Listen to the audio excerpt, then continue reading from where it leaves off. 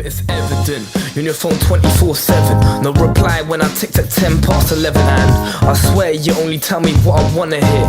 The real thoughts buried deep beneath the love and fears. I'm in a muddle, lost inside a puzzle here. Honestly, right now I don't really see no love in here, but I saw something in you, something in us, but I can't see a future without the trust. So I'm reminiscing visions I had at Parkers. Can't listen but finish what I started.